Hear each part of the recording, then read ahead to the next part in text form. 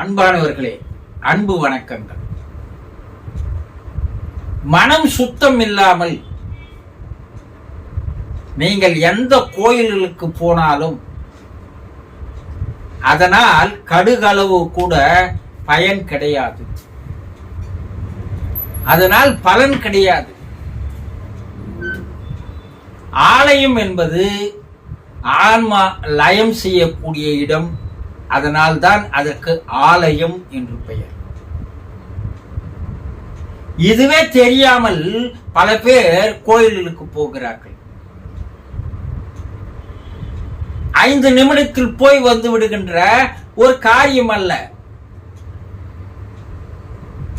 ஆனா கோயிலுக்குள்ள போய் பார்த்தாலும், கோயில் வெளியே நின்று பார்த்தாலும், போற வர மக்கள் செய்கின்ற சேஷ்டைகளை எல்லாம் பார்க்கும்போது எதற்காக இவர்கள் கோயிலுக்கு வருகிறார்கள், எதற்காக இவர்கள் சுற்றி வருகிறார்கள் என்பதே புரியல.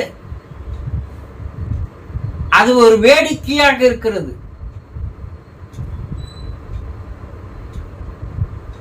ஆலயம் செல்வது என்பது ஆண்டவனை தரிசிப்பதற்கு, ஆண்டவனை வேடிக்கை பார்ப்பதற்கல்ல. அவன் ஒரு வேடிக்கை பொருள் அல்ல. ஆனா இன்று எல்லோரும் அவனை வேடிக்கை பொருளாக, கண்காட்சியாக பார்த்து வருகிறார்களே தவிர அவனை தரிசிப்பது என்பது யாருமே இல்லை. ஒரு மலைக்கு ஒரு குரு சீடன் அமர்ந்திருந்தார்கள். மலை மீது போன ஆயிரக்கணக்கான மக்கள் மலை மீது இருந்த ஆண்டவனை வணங்கிவிட்டு கீழ் இறங்கி வருகிறார்கள். இந்த சீடன் குருவை பார்த்து கேட்கிறான், குருவே, இப்படி இறங்கி வருகிறார்களே, இதில் யார் கடவுளை கண்டவர்கள் சொல்லுங்களேன். சரி, கம்முன்னு இரு, நான் சொல்றேன். காலையிலிருந்து 100 கணக்கில் இறங்கி போறாங்க. குரு எல்லாரையும் பார்க்கிறார், யாரையும் சொல்லல. மத்திய ஆச்சு, சாயங்காலம் ஆச்சு. என்ன குருவே, 1000 கணக்கான பேர் இறங்கி போயிட்டாங்க, யாருமே நீங்க கடவுளை பார்க்கலன்னு சொல்றீங்க. அந்நேரத்துக்கு ஒருத்தன் அழுது கொண்டே கீழே இறங்கிறான். அவன் தன்னிலையில் இல்லை, ஒரு மயக்கமான நிலையில் கண்களில் கண்ணீர் விட்டவாறு இறங்கி வருகிறான், தள்ளாடியவாறு. குரு அவனை அழைத்து வான்றார். சீடன் போய் அவனை அழைத்து வந்தான். சீடனே, இவன் ஒருவன் தான் கடவுளை கண்டவன்.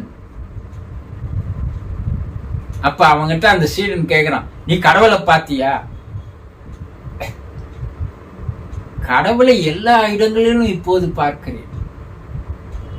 அவனுடைய ரூபம் என்னுடைய கண்ணிலேயே இருக்கிறது. அவன் எனக்கு தந்த அந்த மகிழ்ச்சி, ஆனந்தம், பேரானந்தம், பரவசம், அது ஒரு பெரிய போதையாக எனக்கு இருக்கிறது. அந்த கண்ணில் அவன் இருப்பதால் கண்ணில் இருந்து அவனை கண்ணீர் மூலமாக நான் அபிஷேகம் செய்கிறேன். அதுதான் இப்போது கண்ணீராக கீழே இறங்கி கொண்டிருக்கிறது என்றான். அப்ப சீடன் கேட்டான், இப்ப காலையிலிருந்து மாலை வரை போனவர்கள்? குரு சொன்னார், எல்லாம் வேடிக்கை பார்க்கறதுக்கு போய் வந்தான், வேடிக்கை பார்த்தான், வந்துட்டான். இதுதான் இன்று நடக்கின்ற செயல்கள். மனம் ஒன்றி போக வேண்டும். மனம் எந்த விதமான சிந்தனைகள், எண்ணங்கள் இல்லாமல் அந்த ஆலயத்திற்குள் இருக்க வேண்டும். கண் ஒன்று பார்க்க, காது ஒன்று கேட்க, வாய் ஒன்று முணுமுணுக்க, மனம் ஒன்று நினைக்க இறைவனை பார்க்க முடியாது.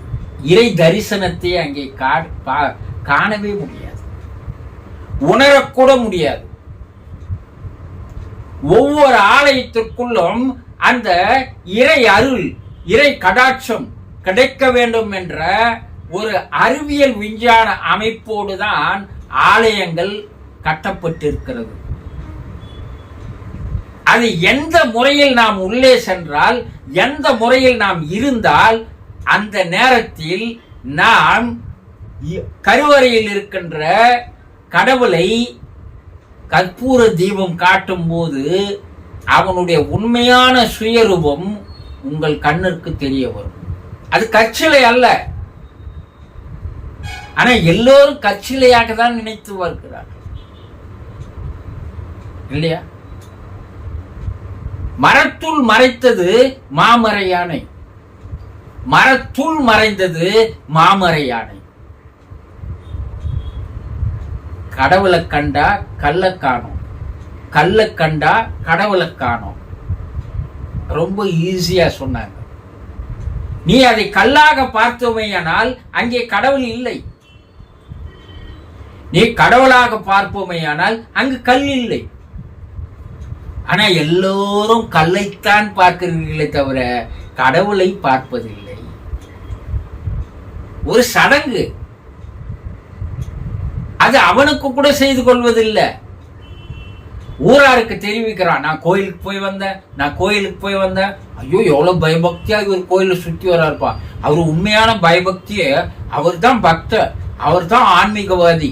மற்றவன் நம்ம சொல்லணும்ன்றதுக்காக போறீர்களே தவிர இறைவனை காண வேண்டும் என்ற ஒரு உண்மையான அக்கறையோடு போவர் யாருமே கிடையாது.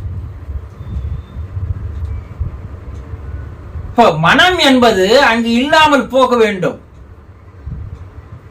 ஆலயத்திற்குள்ளே போனதும் உடல் மறந்து போக வேண்டும்,